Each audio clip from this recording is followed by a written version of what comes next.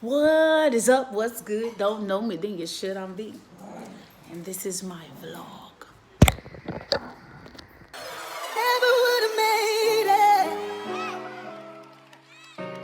Never could have made it without you. Never, never, never, never, never, never, never, never, never, never, never, never, never,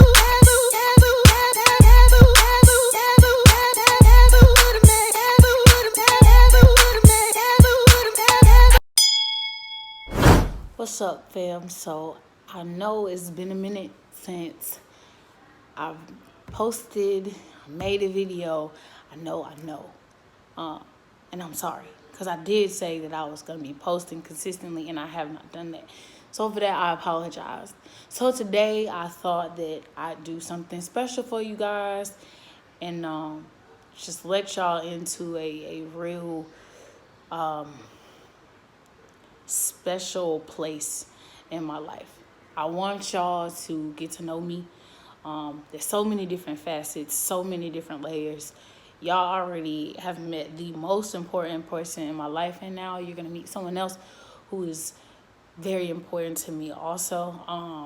I'm excited for y'all to meet him. He is just like a big, huge piece of my heart.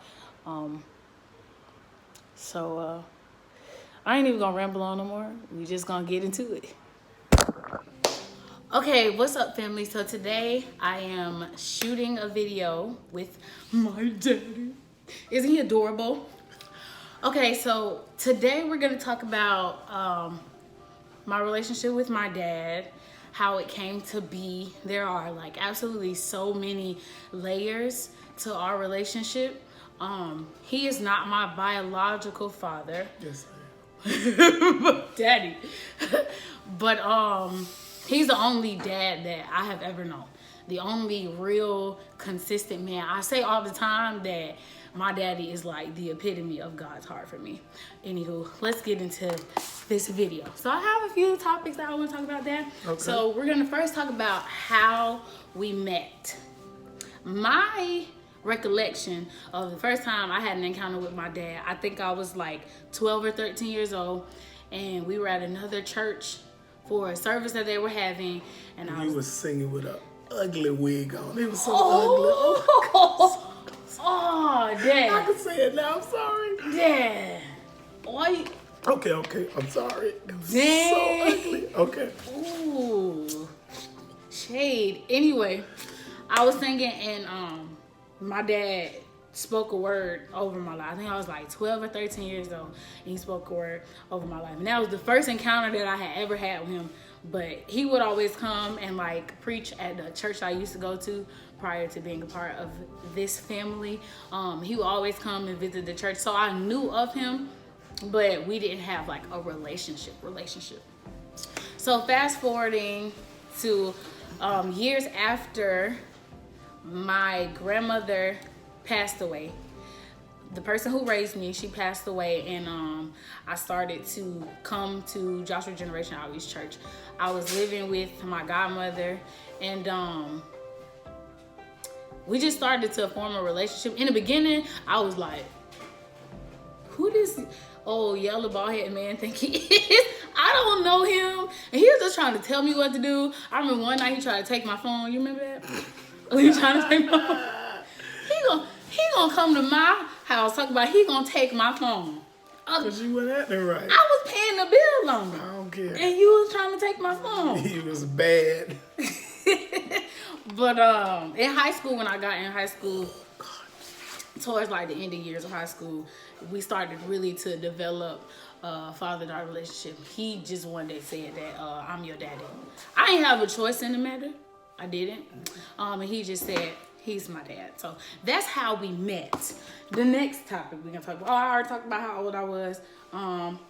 So you've been in my life how many years now? 12. About 12 years. 12 or 13. 12, 13 years he's been in my life. I'm now 25. I'm 25 now. So he's been in my life for a really long time. One thing I can say about my dad is that he is super consistent. And that's what really made me open up to him, because I had already experienced a toxic like father type of ordeal before him. So I was like really closed off to the idea. I wasn't too sure if I can trust him, because like in the back of my mind, like, I don't put nothing past nobody. I don't know this man from Adam. But anyway, that's what made me open up, is because he was always consistent. Well, that's important with parenting. You have to be consistent. That's what makes children trust you. Even like I tell people all the time, the children can discern or understand when someone's inconsistent. The worst thing you could do for a child is not spanking them, beating them, or saying something that they don't like. The worst thing you could do for a child is be inconsistent and not do what you say you're gonna do. So I thought you had so much inconsistency in your life. I thought it was important that you see a man who can be consistent in and out of season, even when you was acting funny with me. Cause I ain't know. I mean, I had been through a lot, and I've dealt with a lot when it comes to just like male figures, and it was hard for me to respect a male figure. It was hard for me to No, that's interesting. Yeah, talk about that. So yeah, talk about that. No, I think that's important.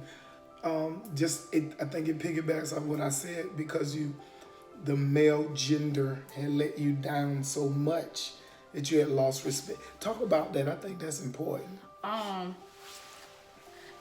lost respect because I felt like the person who was supposed to be that father to me, that person who was supposed to protect me from harm, supposed to love me, supposed to treat me like a princess, he did the absolute opposite. Instead of using that father role to actually be a father, he used it to kind of like, manipulate me. Sure. And it made me not trust people's intentions when it came to me, like when it came to you. And sometimes I hear your little voice crackling. Sometimes I feel bad, and it's hard for me because I used to always like look and wait for him to change. Like I used to always like, really like what he really and give want. give people chance after chance, right? But like when it came to my dad, it was like I was always looking for something to be different, looking for him to change. Like, yeah, you remember that? Like you used to say that. It's like I was just expecting you at any moment. For real, to just flip the script on me, like, And my dad is like an awesome man, a guy here past and everything. But like I said, I just never put nothing past nobody, and it would just be really hurtful because I know my dad's heart for me. And he was always genuine and like pure in his intentions when it came to me. But it just took a while for me to actually realize that, just because of like everything that I had been through prior to. But my daddy never switched up. Like never. To this day, never. Like he didn't have like any ulterior motives, like when it came to me, or when it came to actually wanting to have a relationship with me, and like, loving me and loving my son. And like even after all the crazy, like off the wall stuff that I do and I've done, like he never changed. Like never ever changed. Especially like when I got pregnant. Oh God, that's a whole nother story. Especially what did you think? How did you think? What did you think I was gonna do? I was like, well, it's around. He finna be done. Cause I got pregnant, and then when I told him, he was crying on the phone. So I was like, oh yeah, he done with me. So I just was like, well, let me kick myself out of the picture before he kicked me to the curb. But he didn't. Because he rejected people, sabotage relationships because they've been rejected so much they can't stand the even thought of being rejected. So what they do is they reject the other person before that person gets a chance to reject them. That's true. So they'll cut them off. I knew you was gonna do that. Or in their mind, they've already decided, like you did, like it's over. I know you're not gonna want me. I know he done with me now. Or to the point where they sabotage. If I do enough, maybe he'll just leave me alone or go about his business. Because I cannot take, what you're saying is, I cannot take the rejection if he or she, whoever it is, decides they don't want me anymore. The pain is too intolerable for a rejected person. I wouldn't have been able to deal with that. That's why I was like, let me just slide. let me just slide for a brother, like, skirt. But no, my daddy never did that. He never did that. He loved me. He loved me. Okay, Daddy. So let's talk about the day you asked me if you could adopt me. Okay, so, I mean, it just, of course, I was crazy about you. I already loved you. And that morning, the Lord spoke to me and said, she needs an identity. She needs an identity. She needs your last name as an identity that what the enemy tried to do, or the person who was in her life who didn't want her, this was going to be the stamp to say, you are wanted. You are wanted. See, now I'm about to cry. to say that other people didn't want you, but I want you. And I want you so much that I want to give you my last name. And then you'll no longer would you have to say, you don't have a father. Look, my last name is Owens. That's my dad. And it's strange because you're grown and then you were in your 20s and all of that, but still I felt you needed someone to identify by and to say, I have an inheritance, I have a lineage, I have this, because I now have somewhere to belong. I don't have to be wandering.